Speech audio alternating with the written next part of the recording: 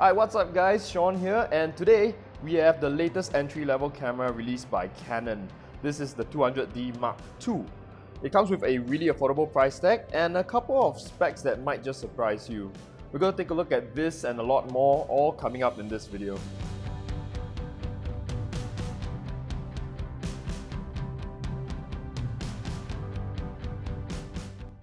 So I think the first question on everyone's mind is, are these DSLRs still relevant today with all the new technology and mirrorless cameras being released by so many brands, including Canon? So why is it that they are still releasing these entry-level DSLRs? Now, a couple of things come into mind. Firstly, the size of it. Now, I came from a DSLR camera and I really like the grip of it and the whole feeling of the mechanism inside these cameras. Now, when I swapped over to the mirrorless cameras, it took me a while to get used to it, but eventually I did get used to it. No matter what, it still feels very different, and some of you might be more comfortable using DSLRs. So it's really up to your personal preference.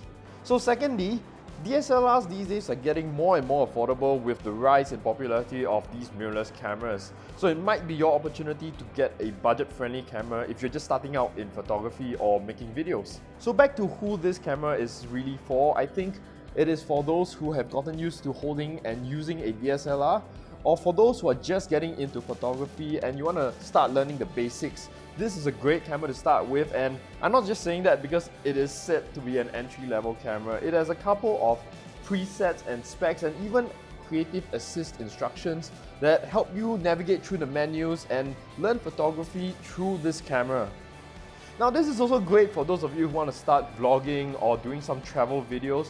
If you're filming by yourself, this camera comes with its signature Canon flip screen, which comes default nowadays with all of Canon's DSLRs and mirrorless releases, and a couple of brands have also caught up on these flip screens.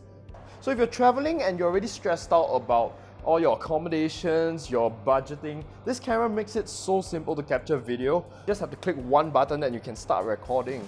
It eliminates all that fuss and complexities of all the camera settings, so it's a really great portable and very light solution for those of you who want to start doing videos. So like I said before, Canon has this creative assist function inside that has drop-down menus to explain to you the different settings or the different presets that Canon has installed on this camera, making it simple and easy to use. So one of the very impressive specs of this camera is its 4K capabilities. Now for $999, this is a steal. Now shooting in 4K on this camera does have a 1.6 times crop, which means it's slightly more zoomed in than the regular 1080p shooting. Now I find this pretty amazing these days.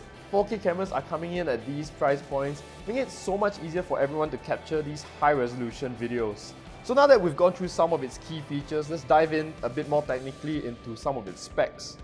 So for photos, it's powered by the latest DJI 8 processor with a 24.1 megapixel APS-C CMOS sensor. Its ISO ranges from 100 to 25,600. Canon has also improved its low-light autofocus capabilities, made possible with its dual-pixel autofocus technology. It also shoots at 5 frames per second, allowing you to capture those fast-moving objects. Now for videos, it shoots in 4K at 24 frames per second with a 1.6 times crop. In 1080p, it shoots at 60 frames per second, allowing you to slow down your footage, making your videos a lot more cinematic. Now this camera also comes with a 4K time lapse function. It has a couple of presets already programmed in there, one for slow moving objects, one for moving people, and another one I think it's for clouds. But these presets are all customizable and you can customize them to the way you like to shoot. And I found it super useful when I was out in the city and I wanted to capture some quick time lapses. Alright, so lastly, let's look at the physique and the aesthetics of this camera. Now obviously this stands out from all the other regular cameras. It actually comes in white and a silver and of course the black model. Now, I've opted for Canon to send us the silver one, but unfortunately it was not available at the time, so we got the white one, which I'm still pretty pleased. One thing to note that if you're going to put this camera on the ground a lot, the bottom might get scuffed, so, balance that out, take good care of your cameras.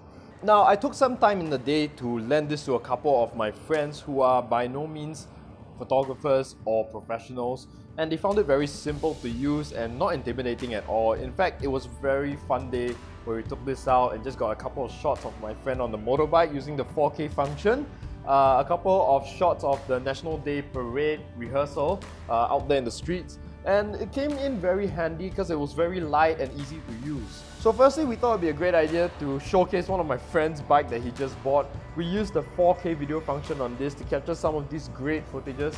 Of course, I used a stabilizer with this. Nowadays, stabilizers are getting more and more affordable. If you're gonna get a camera like this, maybe you have some spare cash left over to buy these equipment. Now the footage turned out great except for the whole rolling shutter thing at the back. That's when you see all the columns slanting in one direction. So I'm not expecting much from this camera. The fact that it can shoot 4K video is already impressive on its own. However, I should point out that the autofocus in video mode did not perform as great as I expected, and I had a lot of difficulties keeping my subject in focus. Alright, so to sum this whole thing up, I think DSLRs are still relevant and will stick around for a couple more decades at least. I myself have been using a mirrorless camera for the past 2 years, and coming back to using a DSLR brought back a couple of memories and really got me back down to the basics of using a DSLR, a more mechanized camera. So if you're just getting into photography, I think this is a great camera to start out with. It has all the latest technology today, including eye autofocus and face detection, as well as the 4K video function in here, making it a very desirable option for beginners. Just a bit of a background history, I started with a 500D Canon camera. Then I saved up enough money by doing some photography jobs and I finally got myself a 5D Mark II. Now for those of you who remember, the 5D Mark II was the first few cameras that had video function. Still at 1080p and did not have any autofocus functions. But nowadays, look at this, it's a $999 camera, face detection, eye detection, 4K video function, and 1080p at 60 frames per second. Alright guys, so that's it for this video. I hope you guys have enjoyed it. If you guys have any questions about this camera, you can leave it in the comments below and we'll try our best to answer them. But for now, that's it for me and I will see you guys in the next video.